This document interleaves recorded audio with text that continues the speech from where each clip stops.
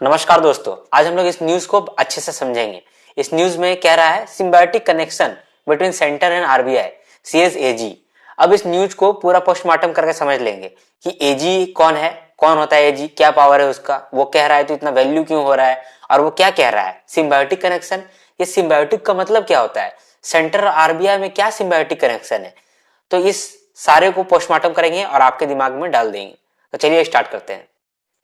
तो जानते हैं कि ये एजी यानी अटॉर्नी जनरल होता क्या है और इसका क्या पावर है, क्यों इसका बात को आज न्यूज में छापा गया है और हम लोग पढ़ रहे हैं। एजी है कौन? एजी जो है वो अटॉर्नी जनरल, वो हाईएस्ट लॉ ऑफिसर है इंडिया का। ये गवर्नमेंट की तरफ से लड़ता है सुप्रीम कोर्ट में।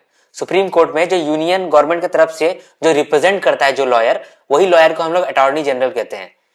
इसीलिए अब सिंस ये गवर्नमेंट की तरफ से बात बोल रहा है तो इसका बात का वैल्यू है, इसीलिए ये जो भी यहाँ पे कह रहा है इसका बात का वैल्यू है।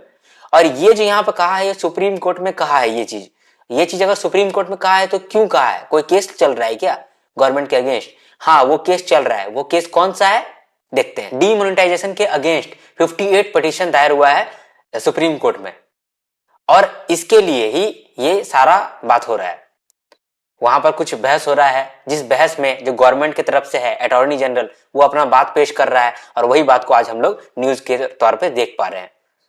तो 58 जो पिटीशन दायर किया गया है डीमोनेटाइजेशन के अगेंस्ट में, वो कह रहा है कि ये बहुत गलत कदम था और इस कदम को दोबारा ना उठाया जाए, इसके लिए कुछ लॉ बने।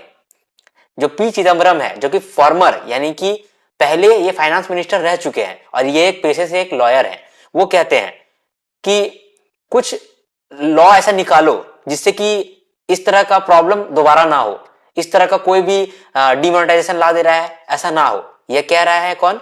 पी चिदम्बरम।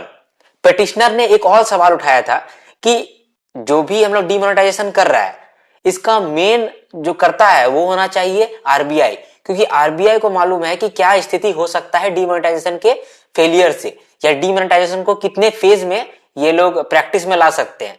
तो ये चीज आरबीआई को करना चाहिए था, लेकिन ये आरबीआई नहीं करके सेंट्रल गवर्नमेंट किया है और आरबीआई उसके दबाव में ये काम किया है। ये बात भी पिटिशनर कह रहे हैं चिल्ला चिल्ला करके। तो जो भी ये सब सवाल उठाए गए हैं, इन सवालों का कुछ जवाब दिया गया होगा अटॉर्नी जनरल के द्वारा। क्यों? क्योंकि अटॉर्नी जनरल ही तो जवाबदेही है गवर्नमेंट की तरफ से, क्योंकि वही लड़ रहे हैं। तो जो भी जवाब दिए गए हैं, जो भी क्वेश्चन पे वो रिस्पॉन्स किए हैं, उस रिस्पॉन्स को ही इस न्यूज में बताया गया है। तो चलिए इस न्यूज को अब समझ जाते हैं, इसको समराइज कर लेते हैं कि क्या क्या रिस्पॉन्स दिए हैं attorney general of India R Venkata Ramani. तो अटॉर्नी जनरल ऑफ इंडिया ने कहा है कि जो सेंटर है यानी कि गवर्नमेंट है और आरबीआई है, दोनों के बीच में सिम्बायोटिक कनेक्शन है। सिम्बायोटिक को इस तरह से समझिए, दो जिस्म एक जान, मतलब इतना क्लोज रिलेशनशिप है, इतना क्लोज कनेक्शन है कि दोनों एक दूसरे को समझ के, एक दूसरे का पॉइंट को समझ करके फिर कोई डिसीजन लेते हैं, ऐसा वो कहना चाह रहे हैं अटॉर्नी जनरल। तो ये जो डिमोनेटाइजेशन हुआ है ये हवा में नहीं हो गया है, उनका कहने का ये तात्पर्य है। फिर वो ये भी कहते हैं कि जो चार्ज उन पे लगा था कि डिमोनेटाइजेशन का जो प्रपोजल है वो गवर्नमेंट की तरफ से आया था, आरबीआई की तरफ से नहीं आया था। तो वो कह रहे हैं कि ये सही बात है कि गवर्नमेंट की तरफ से ये बात आया था कि हम लोग डिमोनेटाइजेशन करते हैं, लेकिन ये आरबीआई को फोर्स नहीं किया गया था कि इसको मानो ही। आरबीआई भी इसके बारे में सोचा है, उसके बाद ही ये चीज को माना है। फिर वो कहते हैं कि हम लोग आउटसाइड एनिमी के साथ लड़ रहे हैं जो कि हमारे इकोनॉमी को तोड़ना चाहते हैं, हम लोगों को उनको भी ध्यान में रख करके अपने डिसीजन को लेना पड़ता है। फिर वो ये भी कह रहे हैं कि हो सकता है कि डिमोनेटाइजेशन अपना पर्पस सर्व नहीं कर पाया, उसका फायदा नहीं हुआ, लेकिन हम लोग ये नहीं कह सकते कि हम लोग का इंटेंशन बुरा था। तो ये कह रहे हैं अटॉर्नी जनरल अपने गवर्नमेंट के बिहाफ से।